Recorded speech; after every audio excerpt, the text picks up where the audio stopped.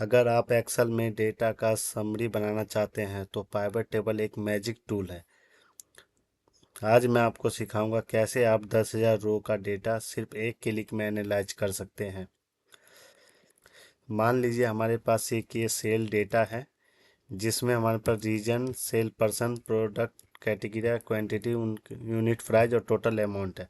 अब हमें देखना है कौन से रीजन में कितनी सेल हुई है, कौन से प्रोडक्ट में सबसे ज़्यादा सेल हुई है। तो ये काम सिर्फ हम पाइवट टेबल से एक क्लिक में देख सकते हैं। सिंपली हमारे पास ये एक छोटा सा सीट है तो मैनुअली भी देख सकते हैं। अगर हमारे पास ऐसे ही टोटल 10,000 हुए तो हम उसको देखना बहुत ही हार्ड हो जाएगा। तो सिंपली हम इसको पाइवट टेबल से एक क्लिक में हम देख सकते हैं। तो चलिए आज की वीडियो में मैं सिखाता हूँ आपको पाइवट टेबल कैसे इस्तेमाल करते हैं और वो कैसे यूजफुल है। तो ये वीडियो आपके लिए आज बहुत यूजफुल होने वाला है, तो वीडियो को बिल्कुल स्किप मत कीजिएगा। नमस्ते दोस्तों, मेरा नाम है राकेश कुमार और आप देख रहे हैं रियलिटी माइंडशिफ्ट चैनल। तो चलिए शुरू करते हैं। तो सिंपली सबसे पहले हम पूरे डेटा को सिलेक्ट कर लेंगे। सिलेक्ट करने के बाद हम ऊपर आएंगे, इंसर्ट पे जाए, इंसर्ट वाले कॉलम में जाएंगे। इंसर्ट वाले कॉलम में क्लिक करने के बाद यहाँ पे देखिए पाइवट टेबल का ऑप्शन है, उसको आप क्लिक करेंगे। उसके बाद आपसे पूछा जाएगा, इसने देखिए यहाँ पे टेबल रेंज में पूरे टेबल को ऑलरेडी सेलेक्ट कर लिया है। अगर आप पहले सेलेक्ट नहीं करते तो यहाँ पे भी क्लिक करके आप सेलेक्ट कर सकते हैं।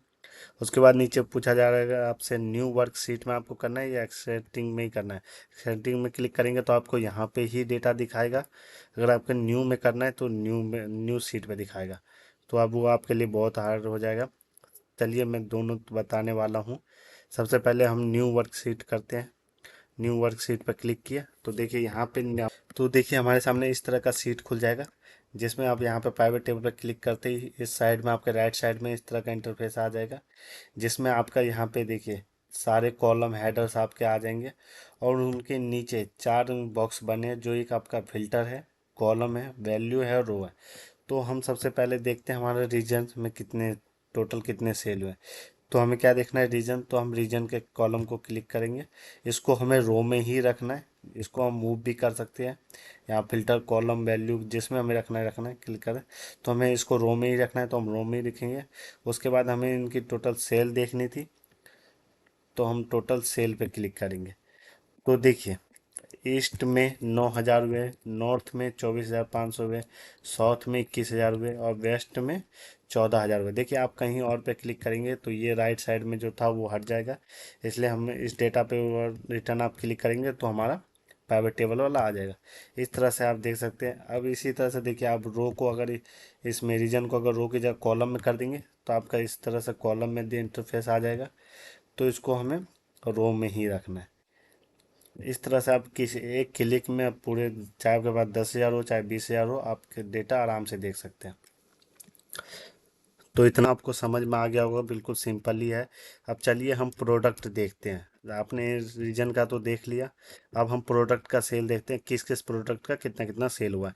तो हम यहाँ से रीजन को हम हटा देंगे। रीजन हटा के सिंपल ही उसका है, हमें रीजन नहीं चाहिए तो यहाँ से हम क्लिक को हटा देंगे। तो देखिए क्लिक हमने हटाया तो रीजन हटा दिया। ओनली हमने सम रखा है तो वो वैल्यू में है। अब हमें प्रोडक्ट देखना है, प्रोडक्ट की, तो हम प्रोडक्ट पे क्लिक करेंगे। तो देखिए हमारा प्रोडक्ट भी आ गया है। कैप का हमारा 15,000 हुआ है, जैकेट का हमारा 14,000, शूज का हमारा 27,000, टी शर्ट का हमारा 12,500।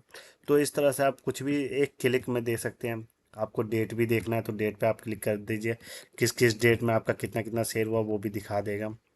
आपको सेल्स पर्सन के नेम भी देखने हैं कि किस किस ने सेल किया है तो उनका नाम भी आ जाएगा। देखिए 3 तारीख को राहुल ने सेल किया, 7 तारीख को विकास ने सेल किया, 10 तारीख को प्रिया ने सेल किया। इस तरह से आप एक क्लिक में पूरे डेटा को सॉर्ट कर सकते हैं और सिंपल दिखा सकते हैं। आपको जो भी चाहिए, यूनिट प्राइस चाहिए, यूनिट प्राइस भी आप देख सकते हैं हर किसी का। क्वांटिटी चाहिए, क्वांटिटी भी देख सकते हैं। अगर यही सब आपको कॉलम में चाहिए, रो की जगह डेट को आपको कॉलम में चाहिए तो डेट के उसको प्रेस करके यहाँ से उठा के आप कॉलम में रख दीजिए। तो आप कॉलम में देखिए डेट हमारा सारा कॉलम हो गया। सेल्स पर्सन अभी हमारा रो में है, क्योंकि हम सेल्स पर्सन को हमने रो में रखा है तो ये रो में आ रहा है। इसी को अगर हमें कॉलम में देखना है तो हम सेल्स पर्सन को उठा के कॉलम वाले बॉक्स में एंटर कर देंगे। तो देखिए अब हमारा यहाँ पे प्रिया, राहुल, नेहा, ये सारे हमारे सेल्स पर्सन कॉलम में आ गए। तो इसी तरह से आपको जो जो देखना है वो उस पर आप टिक कर सकते हो, जो जो नहीं देखना आपको उस पर से टिक आप हटा सकते हैं। तो पाइवट टेबल बिल्कुल ईजी है, कोई भी इतना हार्ड नहीं है, बिल्कुल नॉर्मल और बिल्कुल आसान तरीका है। अगर वीडियो यूजफुल लगा हो तो लाइक ज़रूर करें और कमेंट बॉक्स में बताएं नेक्स्ट कौन सा एक्सेल ट्रिक मैं लाऊं, कौन सा फॉर्मूला आप सीखना चाहते हैं। तो अब मिलते हैं हम नेक्स्ट